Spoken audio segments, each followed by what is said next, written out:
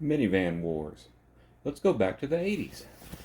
What I'm going to chat about today is minivans from the time of, well, I guess, let's say from when The Empire Strikes Back came out all the way out to where we were forced to endure stuff like New Kids on the Block, which would be, 89, 90. And I'm going to focus on the North American market. I know the rest of the world may have had some contributions we didn't get here, but I'm just setting up some parameters. I'll throw out some facts, some opinions, and speculations. So I apologize in advance if you were a key player in the development of the Ford Aerostar's rear ashtray and I got something wrong. My bad. I'm not Doug DeMero. But if you like the chatter, please take a moment to like it and subscribe. So let's start off before Caravan or BC. The time where station wagons started to fade out in favor of a new class of vehicle, a garageable van. Different companies had early ideas on how to accomplish this. Ford, GM, and even American Motors in the 70s had prototypes of minivans. Certainly the Europeans and Japanese already had vehicles that could fall into this category. But you may know what is credited as the first. But just before this juggernaut, there was a vehicle I'd like to mention. It was a newer class of vehicle called a tall wagon. To me, the first of its kind was the AMC Eagle. Isn't that interesting? You could say this is the first crossover. Toyota, Honda, and others, they had vehicles that were kind of like this too, and they even came with four-wheel drive. But this is minivan chat, so why am I talking about this? Well, check this out. This is a Nissan Stanza wagon. Isn't it beautiful? It was a small four-cylinder front-wheel drive, just kind of forward-thinking there. And this vehicle had dual sliding doors. This was a standard feature on this, and they came out around 1982. This is something you don't see on minivans in America until it was optional on the 96 models. And I'm not counting the sequel to this vehicle, which I'll get into later. Now, back to the Stanza wagon. It had another trick up its sleeve that you didn't see on minivans until pretty much the 21st century. The sliding doors, the windows actually rolled down. Um, but the Stanza wagon, was this thing a minivan or an early crossover that just happened to have sliding rear doors? I don't know. That's kind of up to up to opinion. Four-wheel drive was also optional on the Stanza wagon. Anyway, what else was roaming the roads back during this BC period? Well, let's see. We've got the VW Mannequin. This was the first all-new replacement for the original Type 2 van or microbus. And it came out right at the beginning of the decade, so we got them around 1980. It was air-cooled, just like a lot of Volkswagens back then. At first, they switched to water-cooled engines around the 83, 84 years. And the engine was still in the back, just like a beloved Beetle, and like I said, several other Volkswagens back then. These vans were slow. Like, I don't think they broke the 100 horsepower barrier in the US even by the early 90s. They were popular as mini recreational RV vehicles, make little campers out of them. They had 4-speed and 5-speed manuals, and they were offered with a 3-speed auto. I've personally never seen an automatic one, and I can only imagine how slow that was. They also made four-wheel drive versions, which are really cool. And the second row sliding door, you could slide that open like to the side, not roll it down like the Stanza wagon and modern minivans. But back then, people didn't always get the air conditioner. It wasn't standard on cars then. It was an option, and not everybody checked that block. So stuff like that was more important than it would be now. But this vehicle, this was VW's competitor in the minivan market throughout the 80s. Its successor came out in the early 90s, which I'll discuss in a later episode. And was this a minivan, though? By our U.S. standards, I'd say yeah, just go by its size. Um, it was probably just considered more of a regular van in Europe. And I've driven a few of these things. They were neat, rear engine, quirky. I love it. Now let's go forward a few years, and it's now 1984, and the Caravan and the Voyager arrive. These were built on Chrysler's K-Car platform. It was a brand new front-wheel drive platform, and this is basically what saved Chrysler. They had major financial trouble by the late 70s, and they got a government bailout back then. Basically, this is what was largely attributed with helping to get them out. That's the K-car models in general. And Chrysler went on to make several different vehicles based off of this platform over the years. It was really successful. So they took this new platform and made a tall wagon version out of it, and they added a single sliding door. It was also known as the Plymouth Voyager. Both were basically the same vehicle. It had a low floor. Families loved that. It was easier to get stuff in and out of it. Being front wheel drive, it didn't have a big drive shaft hump, down the middle of the vehicle, which allowed for a flat floor and allowed for it to be a lower floor. The seating was, you could get a 5-passenger or an optional third row made for 7. The seats were removable, and there was anchor points on the floor, so you didn't need to break out your socket set to remove them. Now these seats were heavy, so a 2-person job, and hope you don't have back problems. This is something you really didn't really see with station wagons or vans. So, flexibility, check. And what else did this van bring to the party? I believe this van was the first production vehicle with built-in cup holders. Sounds trivial to you younger viewers, but I remember many vehicles in the 90s that didn't have them, especially European cars. Volvo, for example, flat out refused to put cup holders in cars until well into the 90s or maybe even 2000s, as they were all about safety, and sipping on a double mocha frappuccino with a twist can be seen as distracted driving. The U.S. demand got so high for cup holders as a feature that the European manufacturers finally surrendered and started offering them, as you know, they're in pretty much every car sold today. Anyway, back to the Caravan. They initially came with 2 4-cylinder engines. The first 3 years of their life, you could get a base 2.2 liter Chrysler or a Mitsubishi sourced 2.6 liter. The 2.2 had about 96 horsepower, and the Mitsubishi engine had about 10 more. You basically were just paying for more torque. I know the horsepower difference isn't great, but that was pretty much what it was. The V6s became available for the 87 model, and it quickly became a popular choice. Another thing a lot of people might not realize is manual transmissions were available on these, on the 4-cylinders, and you could get one in a turbo. Chrysler had quite a few models with their 2.2 liter 4-cylinder and the turbo, which I might have an episode at a later date where I get into that a little more detail, but non-intercooled. It wasn't like it was, hyper horsepower. It might have added 15-20 horsepower over what the normally aspirated version was, but nice little stopgap until you get your V6 game going. Now the other big news for the 87 model was you could buy a Grand Voyager or a Grand Caravan. These were actually longer, so longer is better. You got more room inside, so you could have the 3 rows and have more cargo space in the back to boot.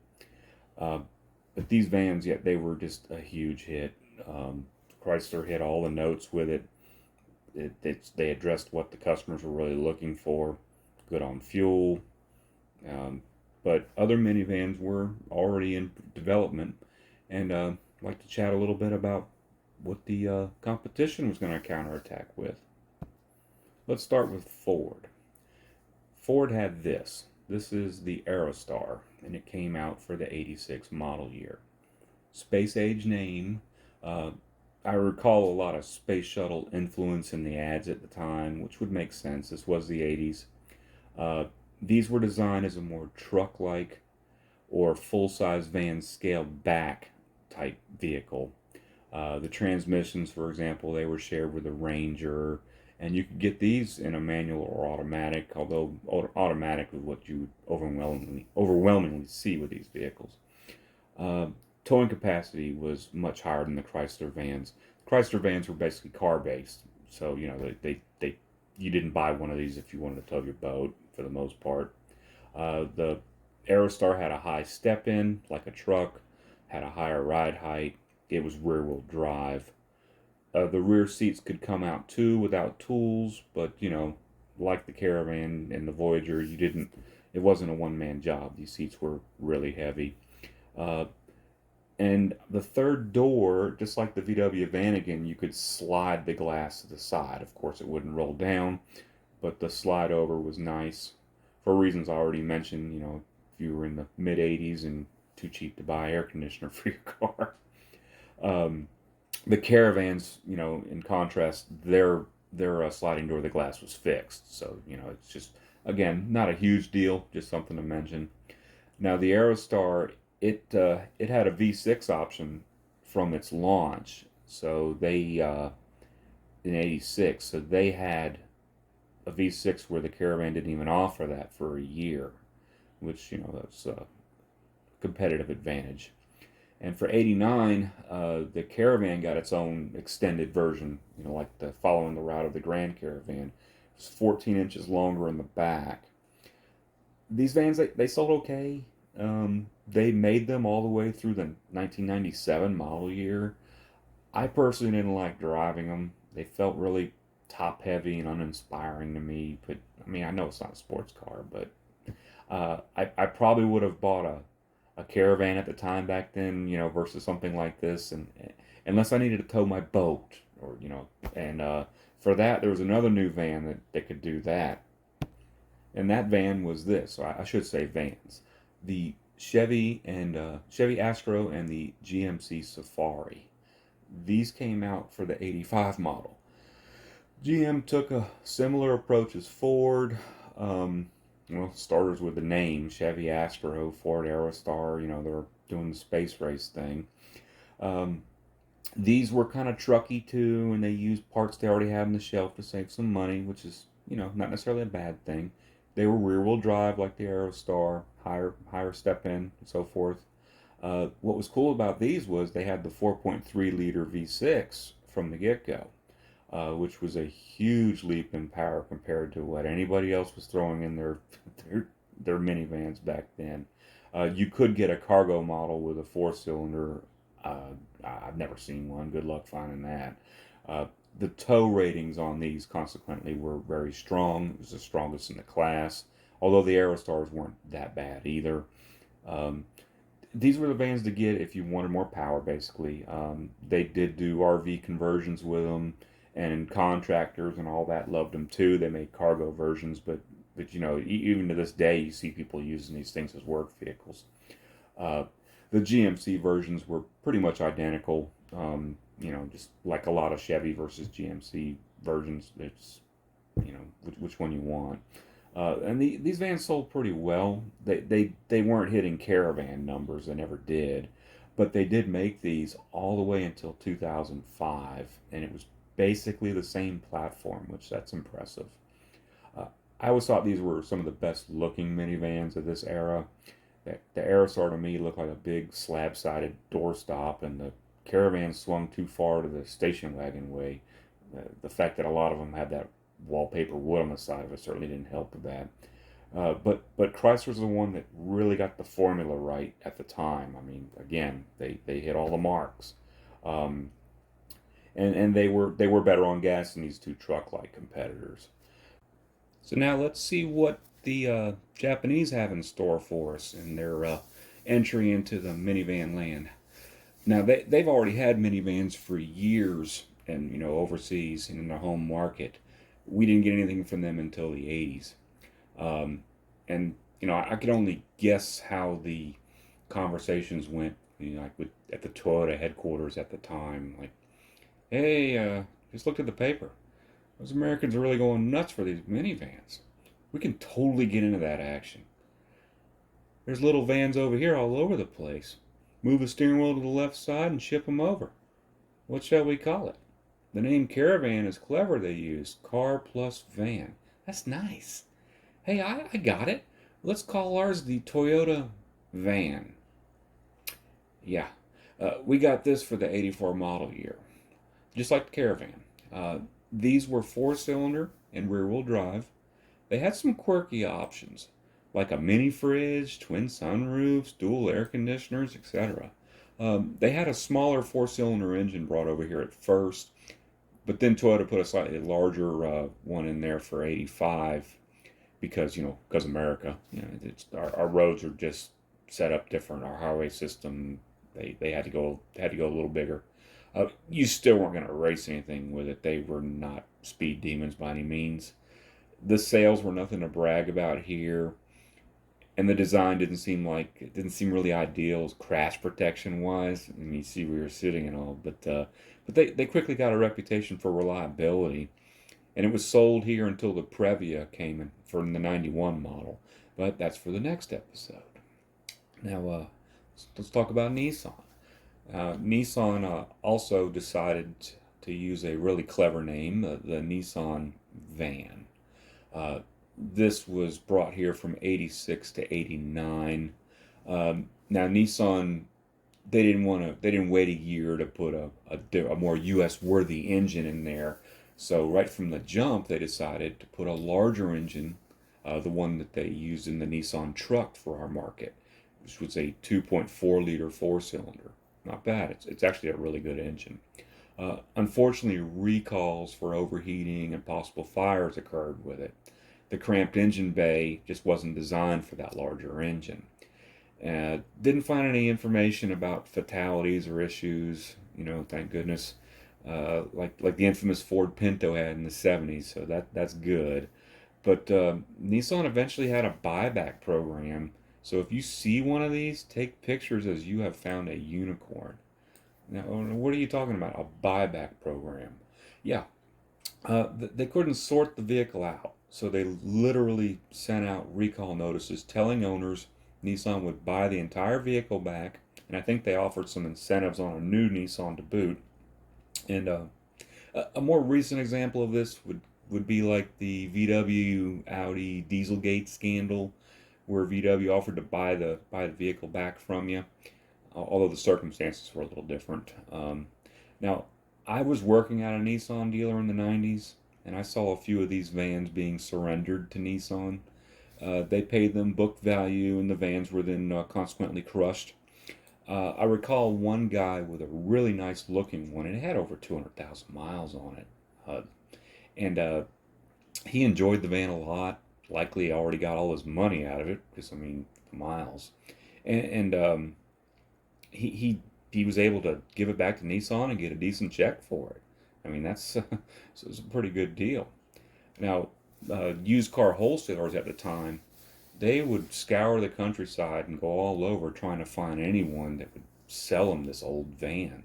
There wasn't any internet then, folks. So if you didn't frequent the dealer, or you got the letter or didn't get the letter, or you bought it secondhand and Nissan never sent you one yet, you might have sold one of these for $500 and not realize that you could take it to Nissan and maybe get 4 times or more for it, selling it back to them. Now I'm going to mention the Mitsubishi vehicle. The passenger ones they called wagons here, and the cargo ones they called a van. Are you confused? Yeah, me too. I still don't get why these Japanese companies didn't think these needed names then. Maybe because it was seen as more of an appliance. I mean, they kind of took the same approach with their early trucks here.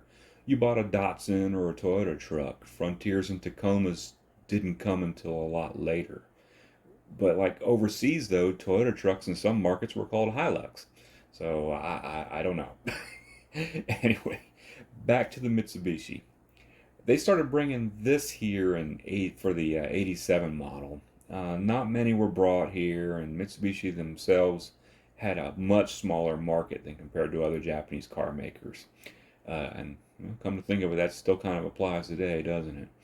Um, I rarely saw one of these, and from what I read, the few they sold mainly were on the West Coast, where I'm not at. So Toyota, Nissan, and Mitsubishi vans, they were all kind of similar in their basic design. None of them were really, you know, they weren't really designed for our market anyway. And this next player, though, this would be the first one from the land of the rising sun that was actually had our market in mind during the development.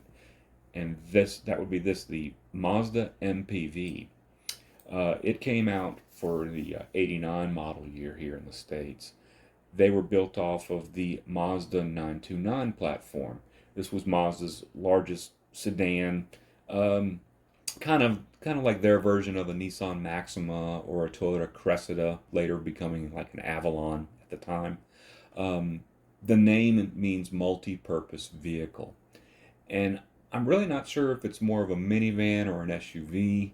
I'm leaning more towards minivan because of the door situation. If you see here, it had three doors, but it wasn't a sliding door, the third door. It was a regular door, which is really kind of weird. And I remember seeing these around. They were not as quirky as some of the previous home market vans, the imported ones. But now we're also talking about an era. This is 6 years or 5 years after that first Toyota van came over, and it sold well enough that we get future versions of MPVs and Mazda vans, to discuss later. Now this last vehicle, it technically came out for the '90 model year, but I thought I would close out the decade with it. There's another Nissan, and this is a redesign of the Stanza wagon that I discussed initially, but it was renamed the Access. Certainly sleeker, still had the dual doors at the time, no one else did, which seems weird to everyone now, but three-door vans were the thing forever, no matter what kind of van it was. Why? Different reasons. One was cost. It was cheaper to just have one door versus, put two in there. Another reason, structural integrity. It's stronger to have a three-sided box than a two-sided box. Third reason, perceived safety of passengers. You drop little Jimmy off at school and he can only get out on the right. I guess little Tommy getting dropped off in a sedan or wagon wouldn't have been so fortunate, but, it's not your kid, I guess, right? Four, and probably the most important reason, not enough demand then. A new invention is great, but it likely won't catch on if people don't think or know they want it. Spoiler alert about four-door vans. They became the norm. Eventually. Anyway, not much more to say about the Access. It was only sold in the US for 1 year, but lasted about 5 in Canada. It was smaller than just about all of the competition, and was one of the pricier players. By this time, V6s in your minivans were more common, and this only came with a four-cylinder. When you're trying to sell people mover market, square footage per buck matters. Nissan was already working on a competitive replacement at this point anyway, so when we'll see that in the '90s episode. And now next is part 2 of this 3-part series in the '90s. Redesigned favorites and all new players dead set on taking out the Caravan twins. What happens during this Mountain Dew fueled extreme decade? Can't wait to find out. Chatter out.